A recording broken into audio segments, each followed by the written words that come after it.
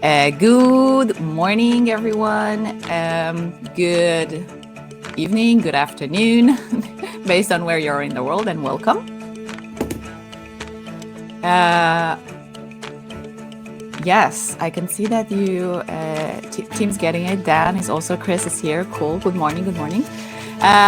When I hear the word sales and leads, I feel you can just hover over the flashcard that you see in front of you and stamp your choice. How do you feel? Do you feel happy, carefree, relaxed, mad, be stressed, focused, excited, angry?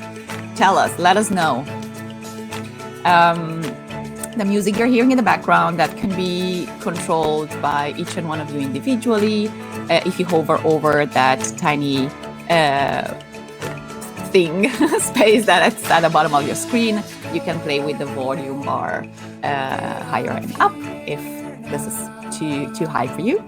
My name is Anna Maria. I am leading the community project at Butter, and today is day 2 of Collab Fest 2022. Yesterday was great. It was awesome. I left very pumped. I could barely go to bed. So much adrenaline and excitement. It was fun. We learned a lot. So many tips and tricks and frameworks and resources and ideas were shared by our experts collective. We've basically gathered 13 of the most brilliant minds when it comes to innovation, facilitation, strategy, sales, branding, and we just get to hang out with them and learn from them and pick their brains. And yeah, the Collab Fest is we're bringing them, we're showing them to the world and making sure that that goodness and all their expertise, it's been shared with everyone here and with the Butter community. And we're celebrating collaboration in this crazy distributed world we're all living in. And we have a very interesting special session this morning. We are talking about sales. We know that we have in our community place a lot of freelancers, small agency owners, and differentiating yourself on the market and actually knowing, having clarity on what you're selling and how you're selling and the words you're using and all that goodness can be stressful for some of us, as I can see. We have some excited folks, but there's also some focused and stressed and bees. Someone's relaxed. Okay, cool. Valentina and team. Nice. And if during today's talk you get any insights, light bulbs, aha moments, anything at all that you want to share with the world, we invite you to do so, and we're also rewarding all of your takeaways and learnings that you're sharing on social media. So if you go to Twitter, on LinkedIn, use the hashtag CollabFest2022 and tag Butter so we can find you. We are giving away free butter for life. One person is getting butter for life. We're just delivering blocks of butter our whole lives to this person.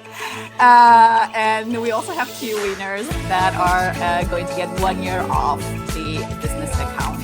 So if you've been on the fence and we're like, I don't know, should I pay? Should I do this? Should I get bought? Now's your opportunity. Share your learnings with us and you're hopefully one of the lucky winners.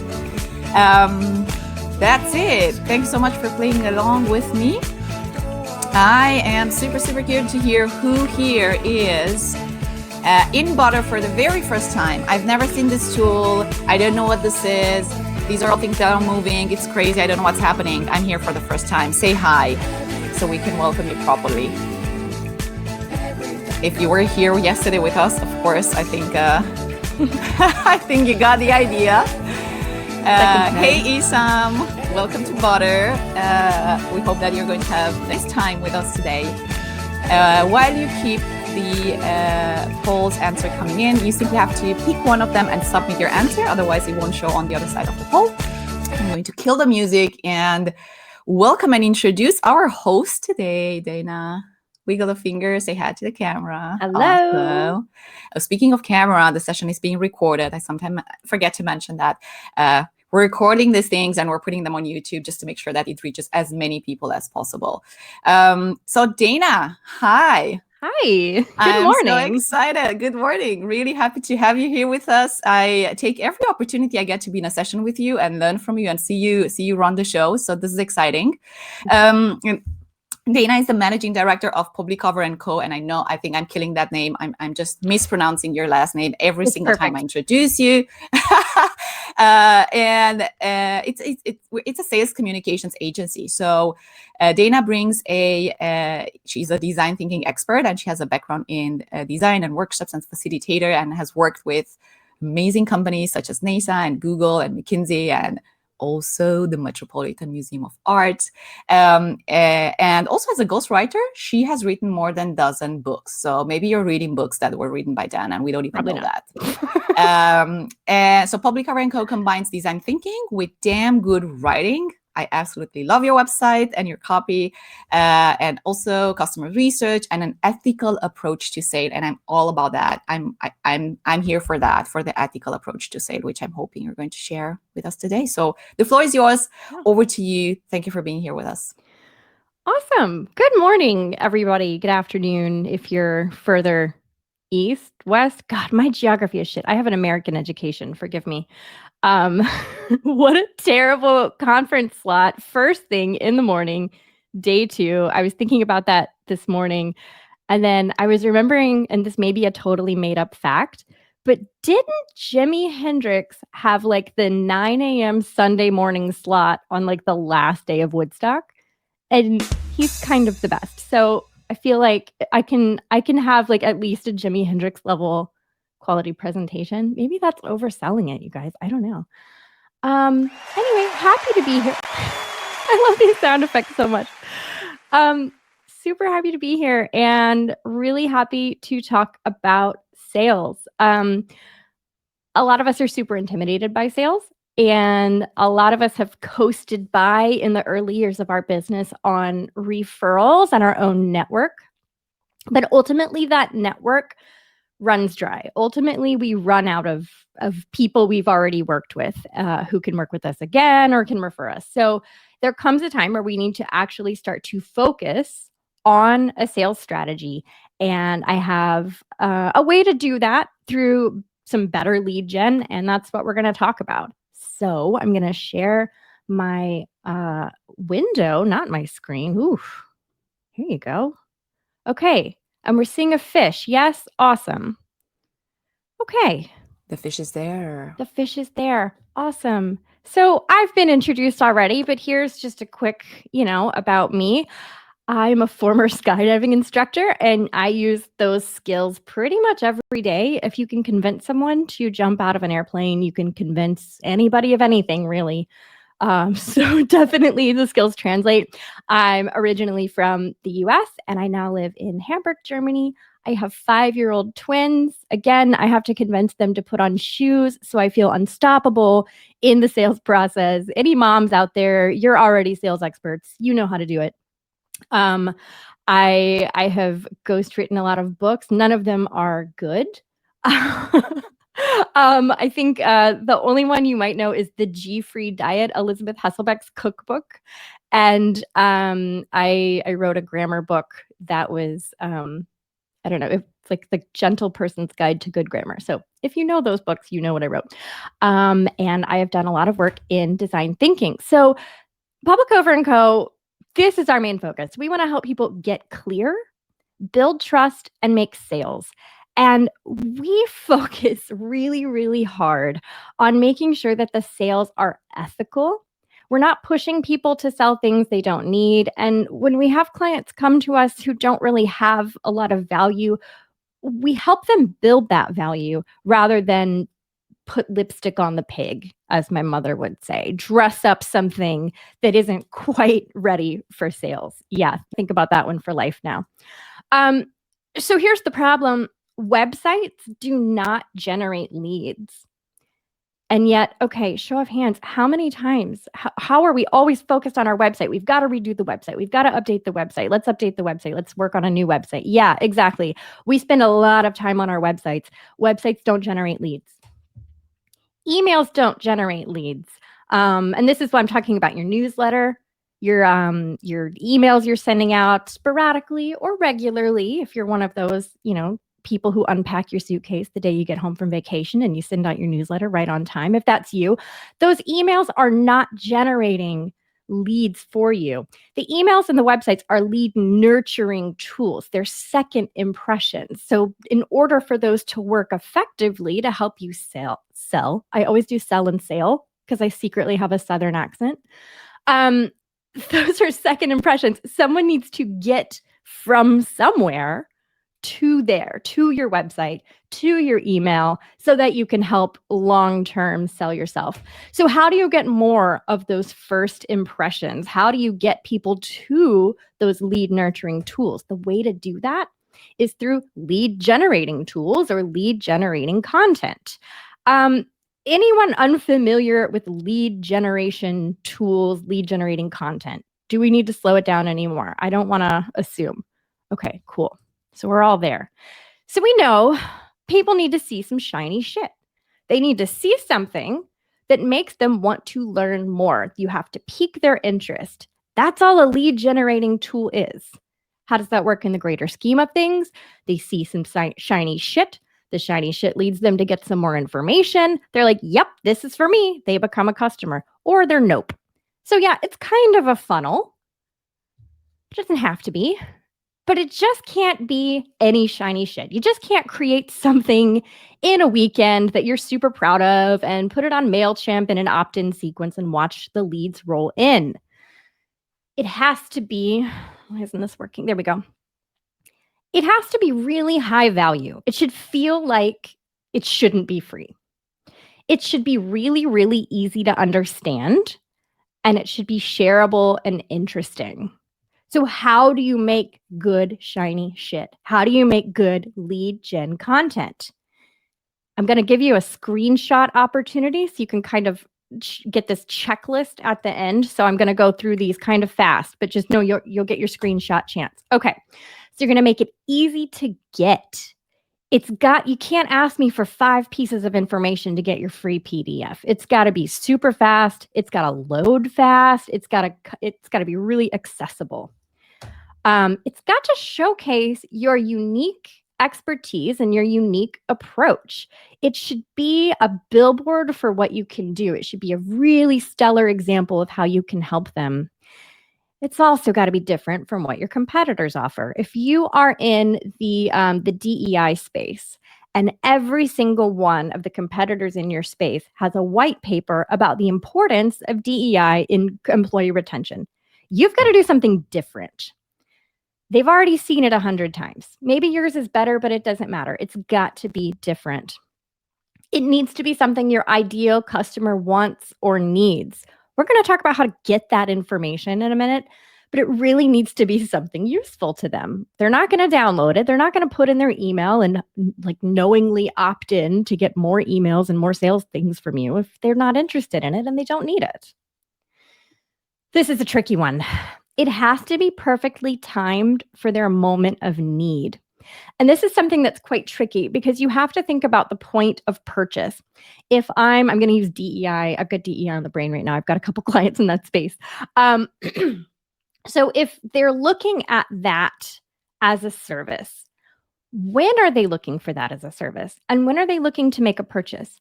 And then think about also what information do they need to make that purchase and how early do they need that information in the process? Okay. And then it has to lead directly into your main offer. And so this is one of those things I've seen happen a lot of cases where people build a free tool they're super proud of that's somewhat adjacent to what they're offering, somewhat near to what they're doing, but it doesn't perfectly tee up the next step.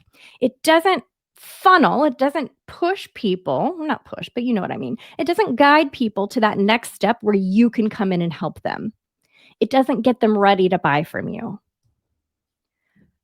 See, does that it? Yeah. Okay. So I'm going to use a before and after example just to kind of explain how this comes through. Okay. So I was working with a company who sold design sprint training, and their main source of lead gen was their main source of leads was referrals and repeat business. But as they entered new sales, they started running design sprint webinars. They were spending a little bit of ad budget. They were running these probably quarterly free webinars explaining design sprint training with like a free workshop, that kind of thing. They would get about 5 to 10 people to attend and 2 conversions per year. And those conversions were between maybe 2 and 5,000 euro. It wasn't a big pull for them. So we looked into the offer, and here's what we found. All right, so these were the sorting criteria from before. It was hard to get. The training was hard to register for. It wasn't quite clear what you were going to get. And even just in the path to purchase, we found it wasn't clear what date you were buying tickets for until the shopping page. Big no-no. It wasn't a unique approach. All of the competitors were also running free design sprint trainings. Weird. The customer wasn't sure if they needed it. I'm going to talk about how we found that out in a second. But I'm telling you, design sprint training, you've never heard of the design sprint. You don't know what it is. Why are you going to sign up for a free training for it? Okay. It was not timed for the moment of need. It was just, hey, come learn about this thing. There's no pull. There's no relating it back to your current work. And it didn't lead directly to the main offer, because the main offer was, we want to run a design sprint for you. So teaching you how to do it doesn't really tell me it's time for me to come in and do it next. Does that make sense? And this was the biggest finding. So their own customer didn't know what the training was about and weren't searching for it. They weren't seeking it out. They were not looking for design sprint training because that's not their language. You have to use your customer's language and not yours. Think about it this way. What is your customer Googling? In this case, the customer was not Googling design sprint training. We found through our research, they were looking for team alignment. They were looking for that symptom language. And so think about it like when you're a little bit sick and you're going to go see, and this is more so in the US where we have terrible healthcare, we're treating ourselves. But yeah, we're going to go on WebMD and we're going to start typing in our symptoms. We're going to type in dry mouth, chest pain, shoulder pain, headache. We're not typing in stroke, ? Heart attack, ? We're not Googling our diagnosis. We're Googling what we're experiencing. And your customer is doing the exact same thing. They're also not Googling the treatment. You're not searching for the name of a drug or the name of a therapy because you don't know the solution. You're so focused on the problem. So when you think about it like that, that's what your customer is looking for. So go back to this. So we did about 20 research calls with customers. We were asking them, what are you experiencing when design sprint training is the thing you're looking for? And we found that their symptoms were a team that is stuck, can't make decisions, wasn't aligned, etc. So we created a tool that spoke directly to that experience. The team alignment canvas. Get your team on the same page and make a decision today. Now that's a bold claim, but we tested it. It worked. It's just a worksheet to help people make decisions. The tiniest step in the process of a team that would need a design sprint training. And you're opening them up to new ways of working. So it was just the perfect gate opener. Okay. We launched it in 2 weeks. 350 euro paid social budget. We had 500 page views. We had 110 downloads within those 2 weeks. We had 10 sales calls booked. We had 4 conversions, including 1 6-figure contract. So yeah, it was good. So why did that work? And this is your screenshot right here. So these are the steps you need to take to create your lead gen content. It was easy to get. All they had to do was put in an email address. We didn't even ask them for their first name. It showcased a unique approach. It was, here's a method you can use. We had a video walkthrough. We had a PDF walkthrough. We showed them how to use it. It was easy. It was different from our competitors. It was something the customer needed. It was perfectly timed for their moment of need. They're trying to make a decision. What can we do to help them make a decision? It led directly to the main offer. It teed up that we could train your team in these ways of working on a bigger scale. It used the customer symptoms language. Get your team aligned. Make a decision today. And it spoke to the right customer. And this is the tricky part. So sometimes your customer and your buyer are not the same person. In our research for this client, we uncovered that the buyer, the person that we had to convince to hand over the money, was not the customer. So our buyers are the C-suite executives. But our customers were senior management and people with their hands kind of in the pies, people with their boots on the ground. If these two people are different, you have to consider a different approach to reach them both. You essentially have to give the customer ammunition and knowledge to sell it to the buyer. If you write the CEO that email, you say, hey, I can get your team aligned. The CEO is like, I don't think my team has that problem because they're not involved in it. If you email the buyer, hey, I can help you look good. I can help you solve this problem. And then I can help you convince your boss to buy it. That's a completely different approach. You're putting the customer to work selling internally for you. Okay, and then the final thing is they gave them a quick win. And this is what I was talking about, making them look good for their boss, helping them do their job, alleviating their pain point. You're giving them a quick win as a direct result of your help, which is creating a relationship between you and the customer. And it's making the customer look good to the buyer. You see where I'm going with that? Okay, so here's some quick win examples. I've just pulled up 3 business types off the top of my head. So a nutritionist could do a free 1-week meal plan with a self-evaluation before and after. And the reason this is a good idea is because that self-evaluation has you reflecting on just how much that nutritionist, without even talking to you, has helped you in just 1 week. Imagine what they could do with you one-on-one for 6 months.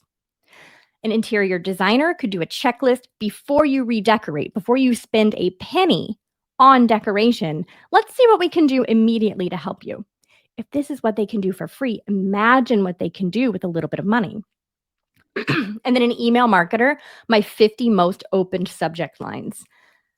I want to teach you how to write email. Take 2 of these little subject lines that have been my most popular, send them out. Okay, did your open rate increase? That's already validated the investment in hiring this email marketer.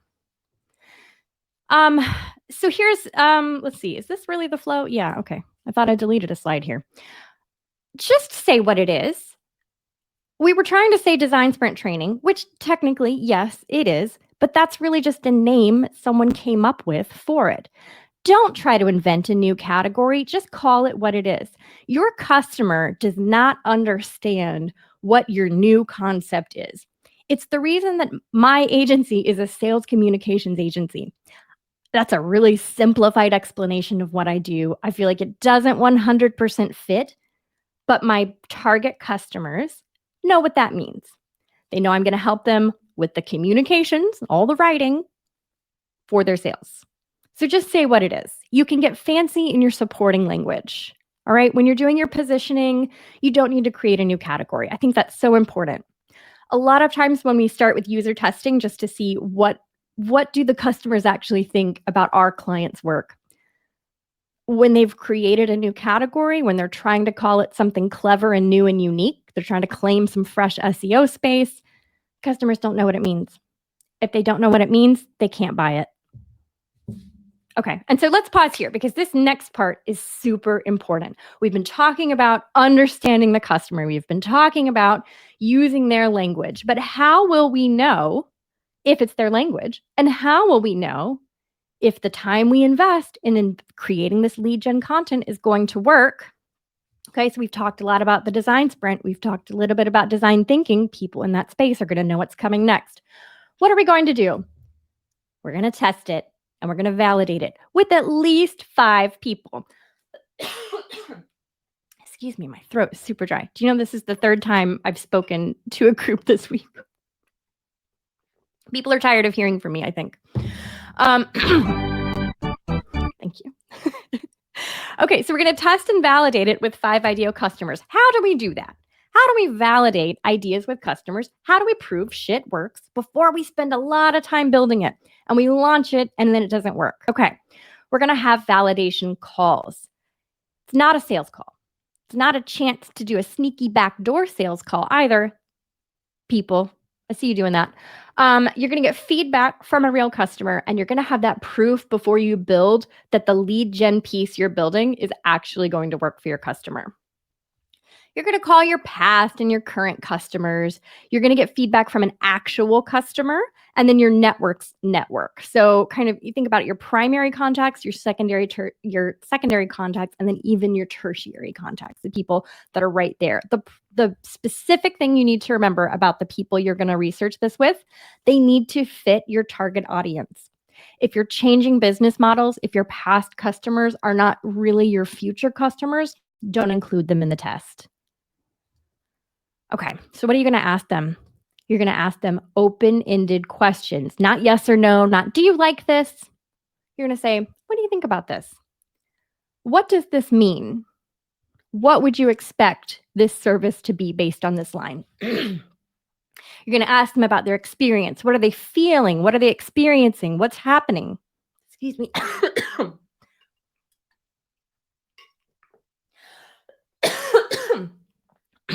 All right. And you're going to dig deep into their challenges to make sure you can help them. You need to really understand what's the problem. You're looking for that symptom language. You're looking for what are they sick with? What's happening right now that you can come in and help with? So the goals of these calls are to understand their challenges, to make sure your concept will work. So you're pitching them the idea, but you're not asking them, do you like this? Would you download this?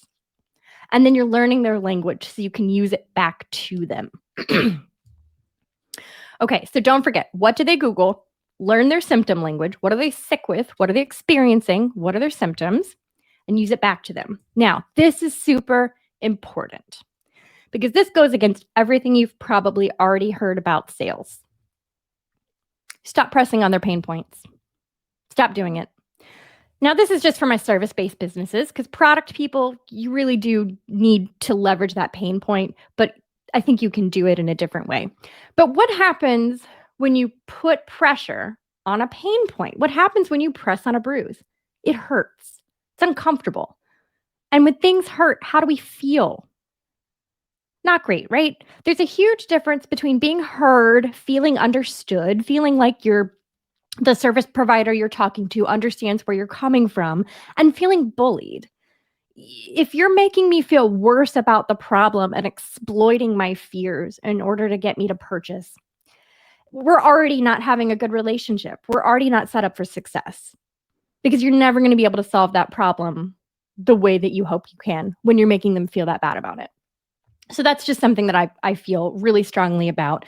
I also hate click funnels. We can talk about that. I think it's shady as fuck. I think if your product is good, you don't need a click funnel to sell it. We can talk about that.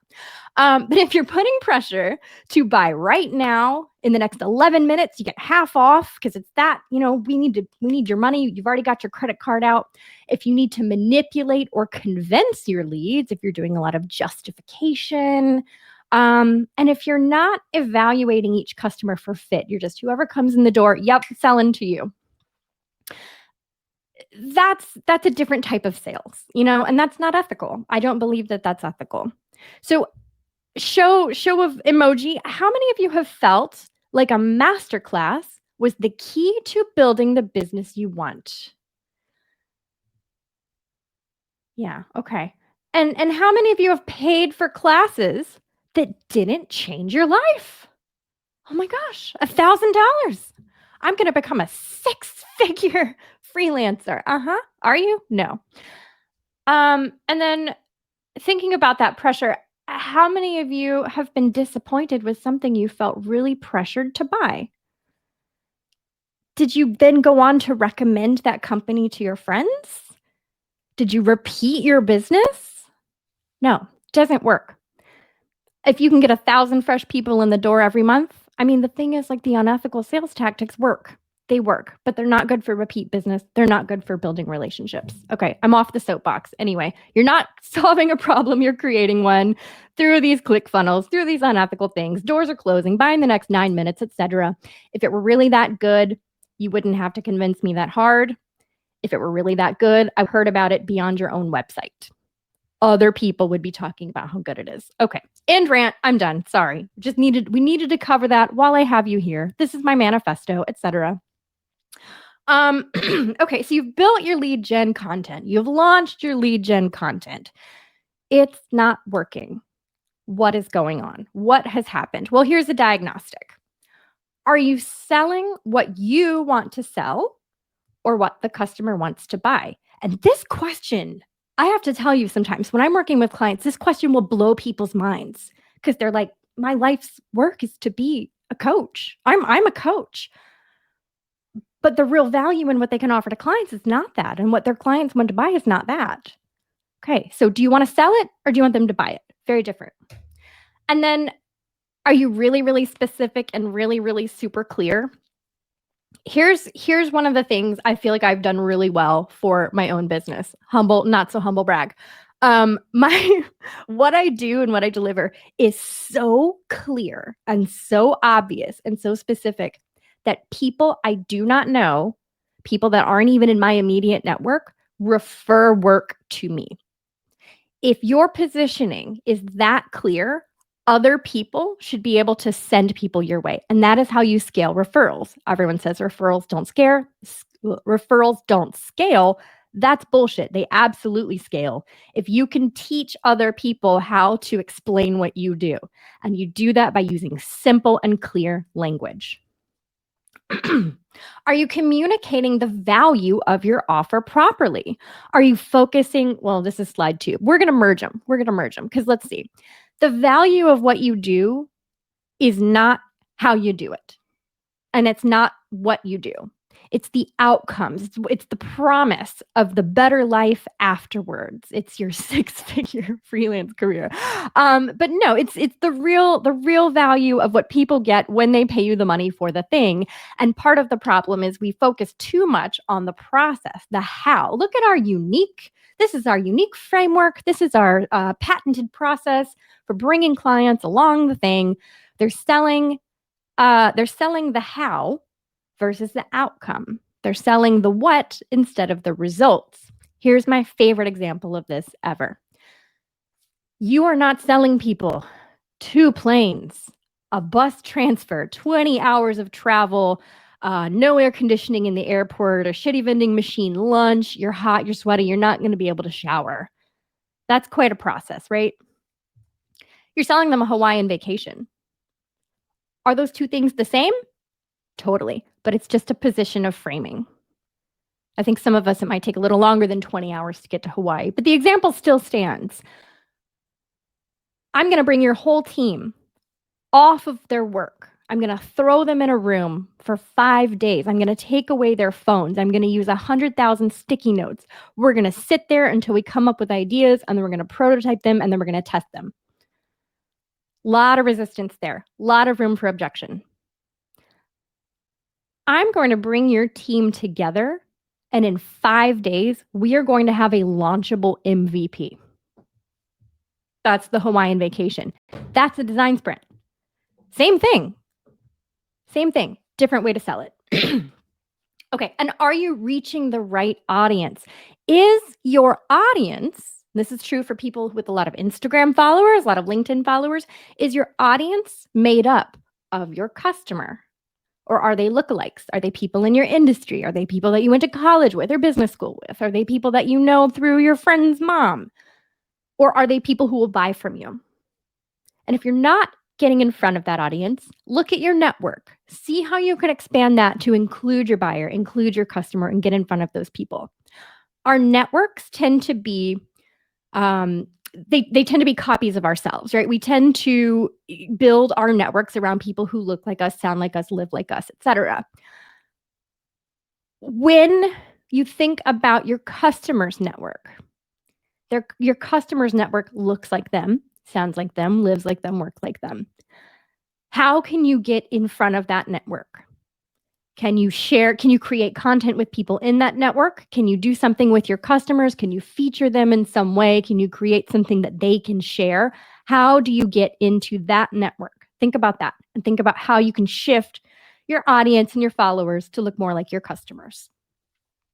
And then final thought. Oh, no, this isn't the final thought. This is my second to final thought. This is the penultimate thought. Anyway, if you have to convince someone to work with you, you're doing it wrong. If your sales call is all about justifying what people are going to get, how it's going to be so great to work with you, this is what they need, you're meeting all their objections, you're doing it wrong. People should know what they're getting and what they can expect before they even talk to you. Okay, so here is the secret formula to sales success, and you will get a screenshot opportunity at the end of this too. Okay, you've got a clear, well-designed offer. It's specific, it's obvious. I know what it is just by looking at it. It is presented to the right audience, not your followers and friends, not your mom's grandma, whatever. It's presented to the people who will buy. And it's presented at the exact time they need it. Screenshot. Amazing. Okay, and I'm going to leave you with this. So everything we just talked about, I built a tool with my team. This is my lead gen content, except you do have to pay for it. So it is 30 pounds and it's $5 off, 5 pounds off with this code BUTTERUP. The link is below. Get the tool. So basically, we've got your landing page template, so you can just follow it. It tells you what to put for each line and blah, blah, blah, all the troubleshooting stuff that we gave. It goes a little bit deeper into that. But if you want to turn this talk into a template, that's the way to do it. Awesome. And that is all I have to say. And I would really love to answer all of your questions. Thank you so much. While I chug my water real quick.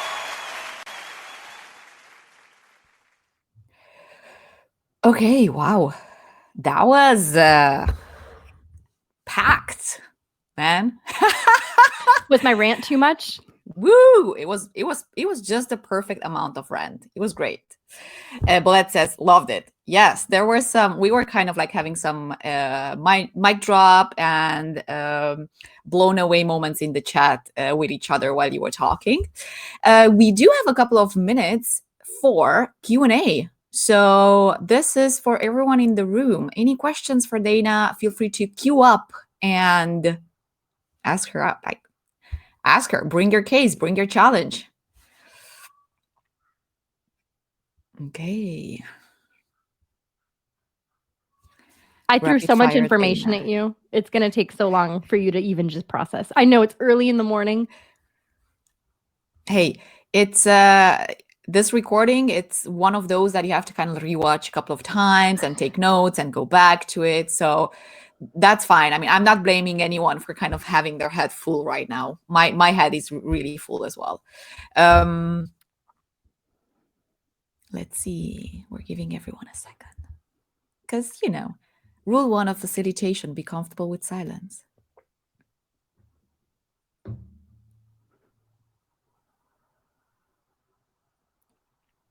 I can talk about some more stuff.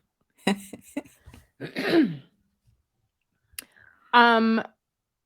can tell you a recent case study. Talk about what happened. Okay, I'll do that. We've got 3 more minutes. Perfect. Let's hear it. Okay. So let's see. Recently was working with an online course creator, and the course creator had carved out a new space. We talked about this in the talk. So they were calling it an interactive learning documentary. Not a lot of people understood what that was. They were getting huge features in the press, lots and lots and lots of write-ups. Every person who took this course was talking about how transformative it was. They would just love, love, love it. Also, it's like 100 pounds. Like, it's not expensive. Great, great, great, great, great course. But the landing page was getting no conversions. They were spending all of this ad budget.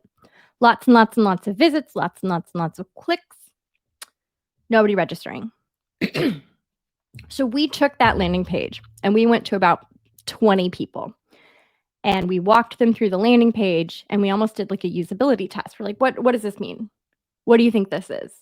Every single person we talked to was like, I'm sorry, I don't know what this is. And I'm really intimidated by it. It sounds like a lot of work. Like, I understand that it's only 100 pounds, but I'm just not quite sure what it is. So what we did, oh yeah, sorry, you need the link. I see that now. So we asked people to explain it back to us.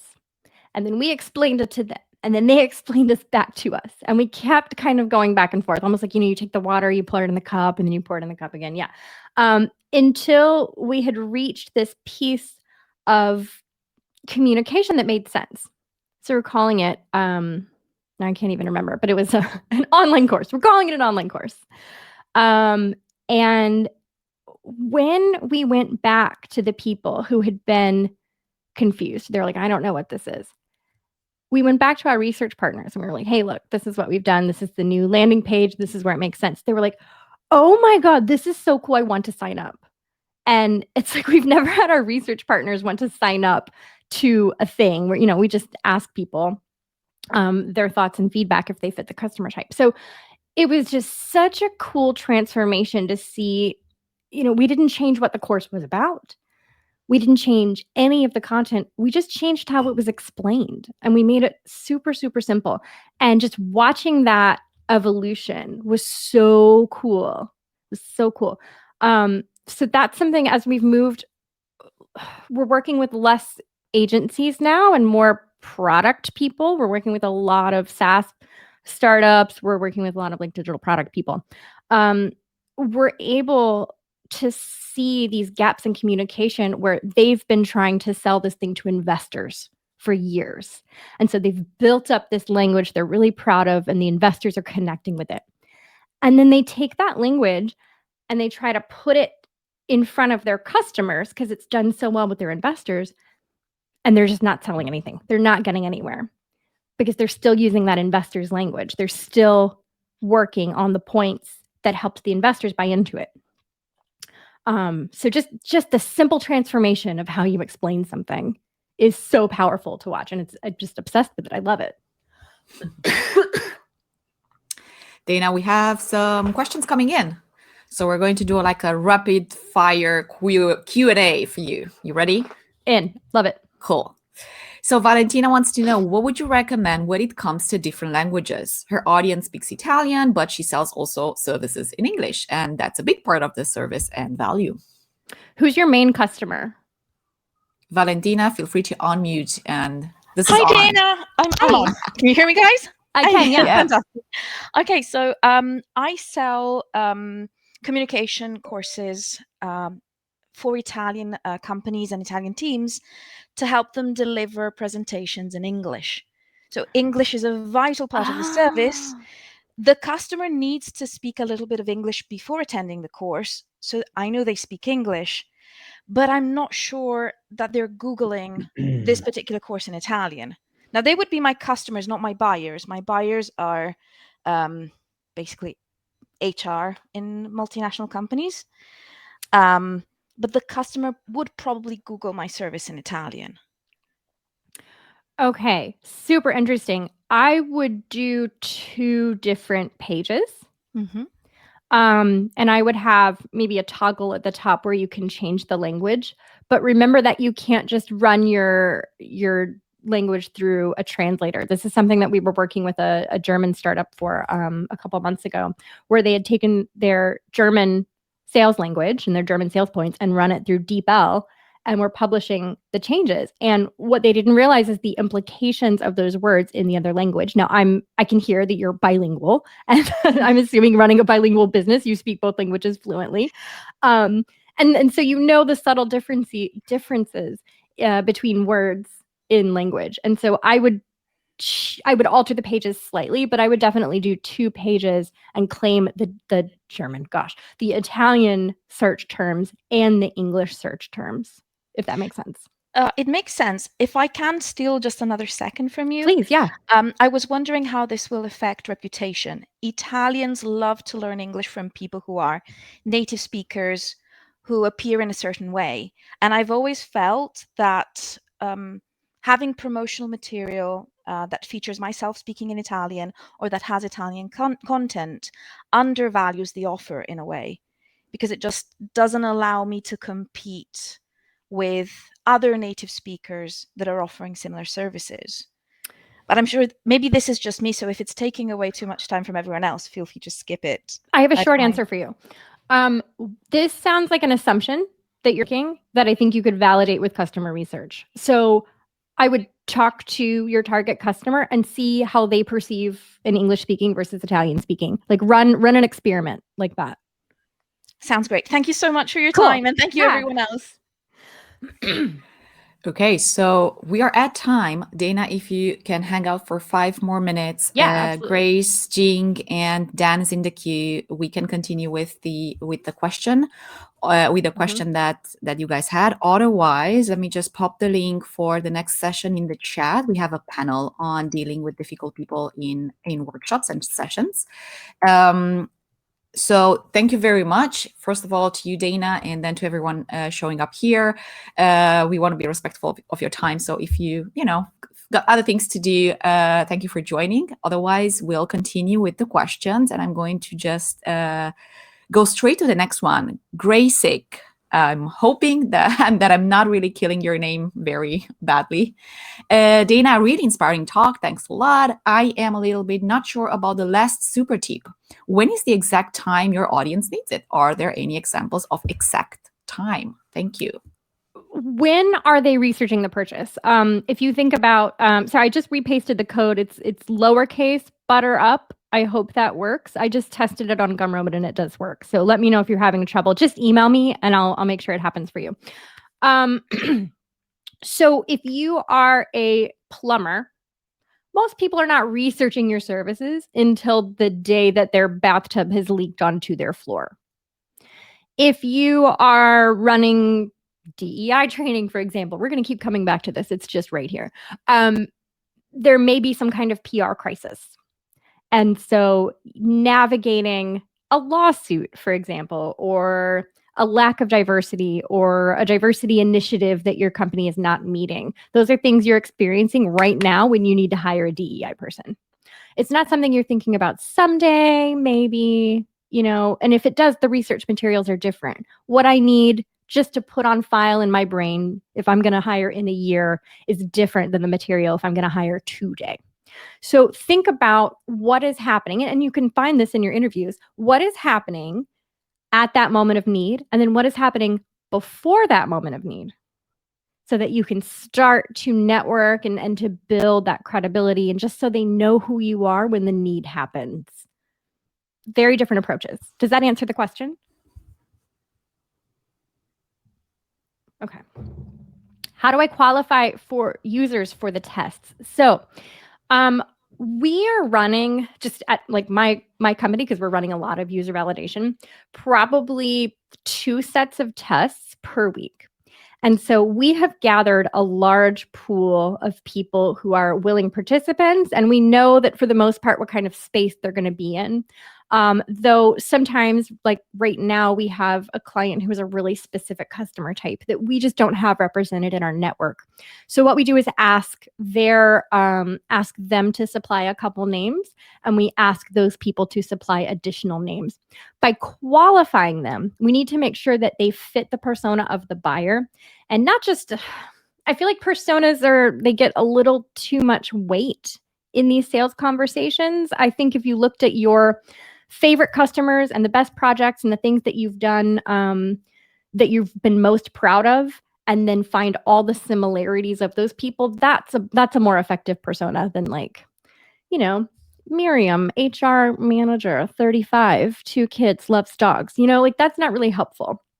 So I would just make a Frankenstein out of all your favorite people, if that makes it, or Frankenstein's monster, if we're being precise. Okay. Yeah, hope that answers the question. Okay, was that all the questions? Does anybody just want to say something? So Bolette, what's your handle for Instagram? So maybe you can put that in the. I think it's yours, right, Bolette? All right, and then we've got Dan. Oh, okay, already added Dana. Okay, and then we've got Dan with a question. Dan, the mic is over to you. You can unmute. Hi, Dana. Thanks for your presentation. It was very helpful. My name is Dan, and I'm building some learning and development programs for IT professionals. And I wanted to ask you regarding the use case that you told us earlier. What do you use in terms of attracting the right customers? What social media? What other funnels did you use? I'm not sure I understand the question. Are you asking how my client got eyes on the landing page? Yes. how did you gain visibility on that? Yep. So delivering talks, relevant LinkedIn content, Google AdWords spend, and I believe there's an Instagram, Facebook campaign. Not big budgets here. Not big budgets. Just really, really, really effective ad to landing page traffic. Okay, so basically Facebook ads, LinkedIn content, and networking, and something else. Yeah, what I want to give a caveat about the Facebook ads, because in the last 6 months, people are seeing huge drops in conversions there. The quality of the engagement from Facebook and Instagram is extremely low. Conversion rates everywhere have just plummeted, and that's normal. That's happening. That's not you. People don't want to fill up their inbox with opt-ins. They don't want to voluntarily enter your sales funnel. They do not want to join your community. They do not want to get content from you every single day. So buyers are more wary. Nobody's clicking through ads because of all these security and privacy things. They're like, oh my gosh, everyone's going to get my data. A lot of people are using ad blockers, which is interesting. So I would say relying instead on personal content. Yeah, the Butter community is whole other beast. Like that's a perfect community. It's beautiful. But I would rely on personal platform content, and I would also look at secondary content, and that's content you create for other people. So like shared blog posts, guest blogging, guest podcasting, that kind of thing, to dip into their network, especially if you link that back to the strategy of reaching your buyer and their audience. Who's your buyer listening to? Who's your buyer reading? Go write guest things for that. I think that's going to be a more effective use of your time and money. If you spend 3 hours writing a blog post or 2 hours recording a podcast, that's the equivalent of what, like $150 in ad spend, $300 in ad spend, and you'll get further with it. Okay, thank you. Regarding the video platforms, do you recommend YouTube, TikTok, or something like that? If your audience is there, if your buyer is there, it really depends. Okay. Yeah. So it's not a rule for. No, I don't think so. No, and I don't do any TikTok. I don't even do any more Instagram right now. I've put all of my effort in the last year into LinkedIn, and right now I think 90% of my cold leads come through LinkedIn. And I'm not using LinkedIn Sales Navigator. I'm not doing any outbound right now. But that's the main lead source. It's consistent, valuable content. Great. Thank you, Dana. Much appreciated. Absolutely. All right. So we've gotten to all the questions. Thank you so much for hanging out a couple of minutes over time. Dana, a pleasure as always. This was very insightful. Thank you for all the tips and all the great examples that you've brought. And everyone, thanks for joining. See you hopefully in the next panel or in any other session for Collab Fest today. Enjoy the rest of your days wherever you are in the world, and see you very, very soon. Awesome. Bye. Bye, everyone.